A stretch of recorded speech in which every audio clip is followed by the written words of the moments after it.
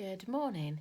So, Ed has decided to join me for a little bit more of the Eve of Man. Now, I know that I posted the PDF of the first few chapters and you should have read the prologue in class. So, I thought what I'd do is just read the next couple of chapters. I'm absolutely loving this book, I think it's brilliant. You know, just the right kind of side of weird, a little bit scary, but also just really interesting and challenging as well. So in the prologue, we learn that no girls have been born for 50 years, and then we join in chapter 1 when Eve is alive. Good toes, naughty toes, good toes, naughty toes, good toes, naughty toes. I watch my feet as they extend into a perfect point, then flex them, feeling the pull of my calf muscles and enjoying the breeze on my skin as I sit with my legs dangling over the drop. I love it here, outside, basking in the warmth of the sun. Heights don't bother me, which is a good thing. I can't remember a time when I didn't live above the clouds in the sanctuary they built for me, in which I sleep, eat, learn, and grow.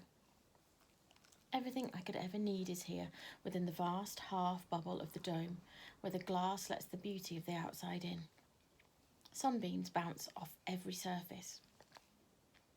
Up here, in my home above the clouds, I can't be seen, or see, thanks to the white cloud lying between us. A constant veil hides the world and me from each other. Occasionally, I'm sure I can see shapes from the city below, but that might be my imagination. Still, I need to be closer to it. I need to experience it. That's why I love sitting on the drop. This is my spot, my place to escape to at the end of the walkway to nowhere. It's the perfect quiet space in which to mull over the day and my future.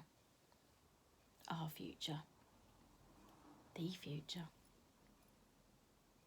There you are, Holly says, walking through the glass, doors several metres behind me, as though there's anywhere else I'd be.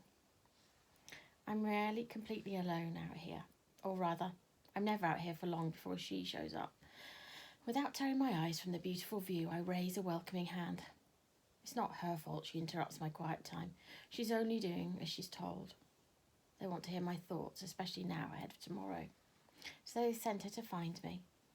Holly, my best friend, my constant companion, my anchor.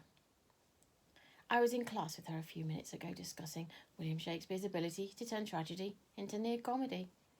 She had some interesting thoughts which I found intriguing and insightful. Sometimes I learn as much from her as I do from whoever is teaching. Holly is different now, though. She's less studious and more accessible. Nice shoes, I say, spotting the orange slip-ons as she sits beside me. Her honey blonde hair is unmoving in the wind, yet she pulls her denim jacket a little tighter as though she feels a chill. It amuses me that they don't keep in the same outfit all the time. They select what she wears each day. Why bother?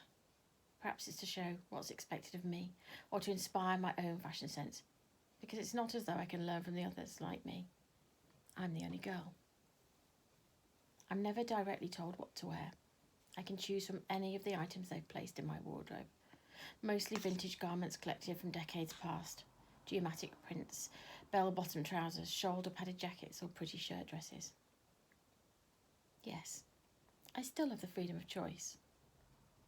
Take today. This morning, I opted for a floaty turquoise dress with a dainty white floral pattern. It falls below my knees, exposing an inch or two of naked flesh above the lace-up brown boots I've teamed it with. I've seen photos of similar dresses worn with a wedge heel, sandals or espadrilles, but my footwear must always be laced and tied when I'm out on the drop. No slip-ons for me. Not here. It isn't the same for Holly, which irritates me, although only in the sense that it's a sloppy move on their part. Why implement a regulation, give her to me, then leave a murky area when we aren't tied to the same rules? I try not to sigh too heavily and avert to my eyes. I weave my fingers through the ends of my long brown hair, which had been untangled in the breeze. The mothers used to style it for me when I was younger. Their designs were too intricate for me to grasp back then, but now I have hours to play with my hair, and I've become quite the expert. I can twist, knot, plait, pin.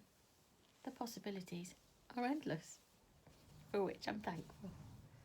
It gives me something to do.